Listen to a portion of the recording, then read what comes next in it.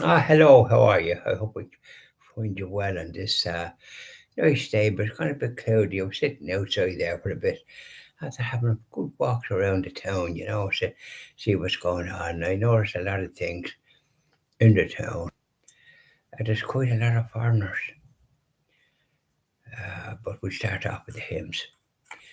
Uh, Sweetheart of Jesus, fount of love and mercy, today we come thy blessing to implore.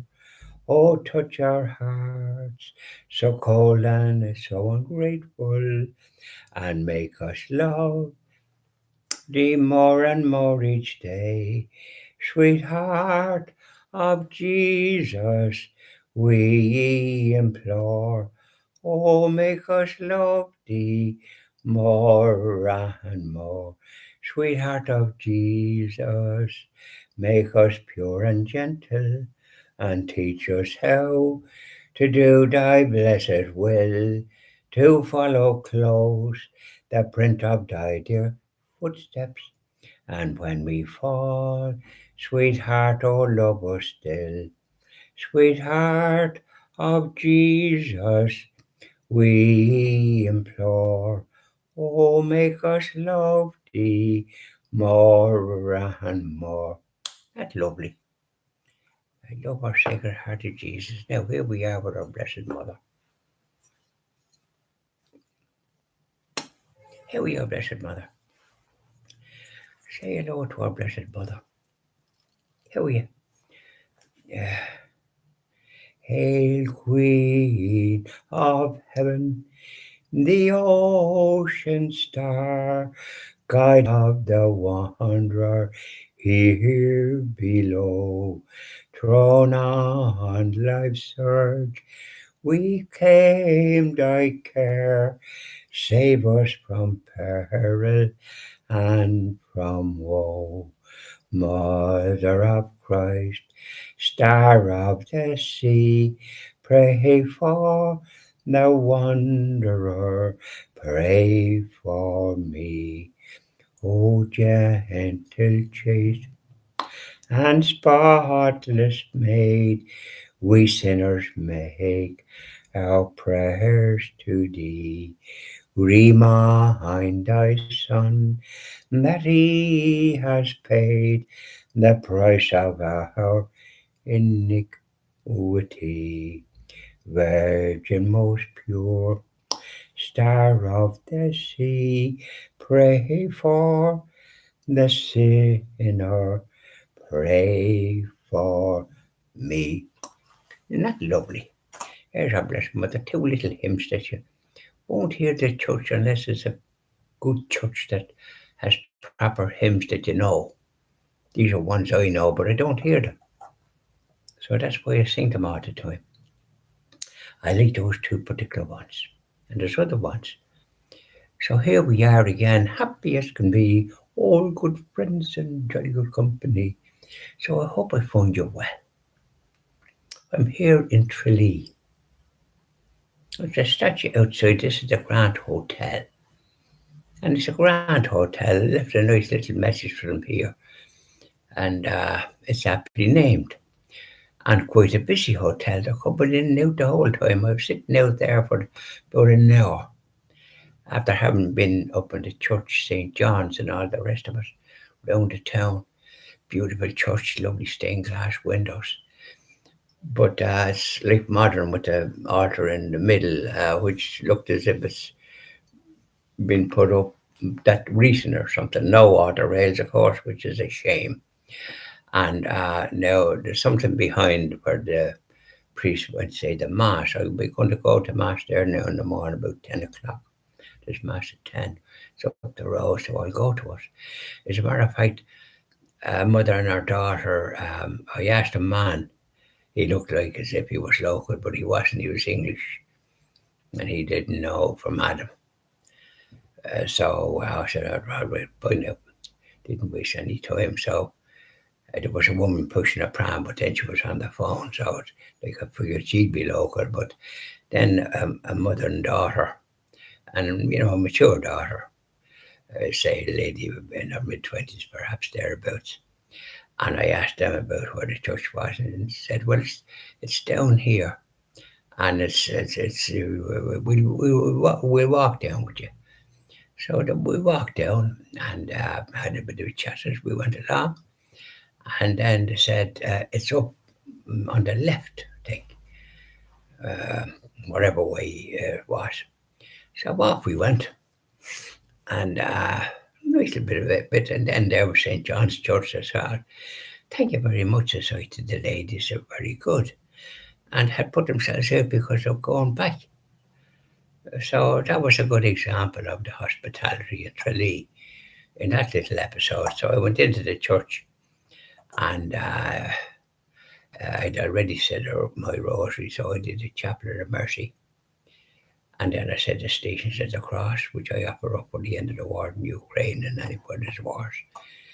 And for the people in Russia, especially that President Putin, to know about peace and stop doing what he's doing. So that's what I'd offer up the Stations of the Cross. So off I did, and there was 2 stations missing. There was the second station missing when our Saviour was laden with the cross, and the 12th station was missing, where our Saviour was crucified on the cross. And I generally do, so I did it as if it was there. It usually takes me about nearly half an hour to say the Station of the Cross, because I do a bit of meditation and prayers along as I'm going, and might shed a tear when our Saviour was in sacred hands nailed to the cross, those hands that brought such comfort and joy and healing to so many to be cruelly nailed to the cross. So that was that. And then my friend Oliver, I was expecting about 1, but I said to myself it'd be near 2 or 3. But by goodness, I was ringing him there. So I was only leaving Limerick, and I said, "Geez, I thought your appointment was at 11:30. That's a terrible delay."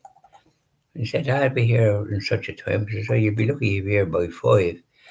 So it's kind of spoiled the day in a certain extent. Nearly, I did do good, but honest to goodness, it's I tried. But as I was sitting out there, I noticed people passing and what have you. And quite frankly, there was people from all over the world, as far as I could see. There was black people, there was Indian people. A lot of the staff here, even if they're white, they're from Romania, probably, or Lithuania or something. And I saw a car with Lithuanian plates parked outside the hotel. I know the staff were nice, don't get me wrong. I'm not saying anything about it, but I just noticed the amount, and I just said to myself, Tralee, a lot of the people that in the restaurant this morning were all Irish. And a lot of the people that spend the money in the hotel are all Irish. But all the staff seem to be from other jurisdictions. There are a few Irish, but people from other areas. But they were nice, though. Don't get me wrong, they were quite nice. Very nice. And that's good. But I think the absence of foreign, I saw all these ones, black people, Indian people, and people perhaps with white faces, but from other jurisdictions as well. So I just, on what I saw, I'd have to estimate that in Tralee, there must be at least 10, maybe 15% of the population from other jurisdictions, maybe even up as far as 20%. Because I think they're building a mosque here in Tralee, I did hear. And I'm not surprised at what I saw. Now, I didn't see anybody wearing hijabs or whatever we call it, that the Muslims wear, the women. Their faces can't be seen. It's a pity that they come to a country like this, a Catholic country, and adopt the customs that they come from. I mean, if they're that fond, why don't they stay where they were? I don't think it's much helpful to be coming here and inflicting their views on the local people that, generally speaking, wouldn't know anything about that type of thing.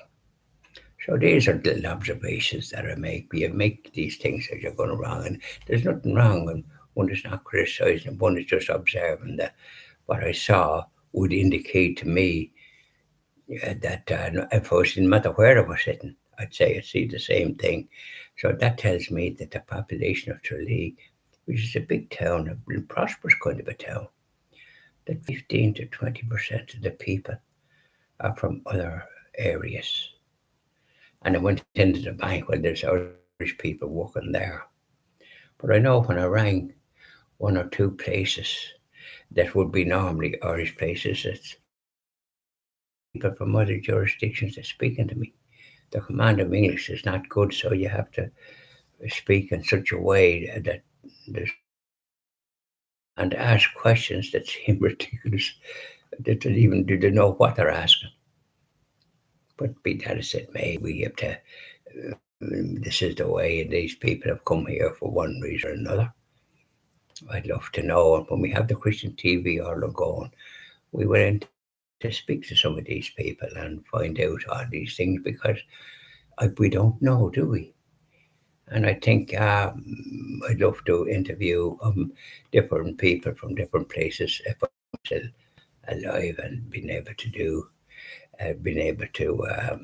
some of the programs for the Christian TV. We've applied for a charity license with one of the big solicitor organisations in Dublin that specialise in this. They're one of the biggest in the country. If they are the biggest, and it costs a bit of money, by the way, but money is well spent when you're doing it for a good cause.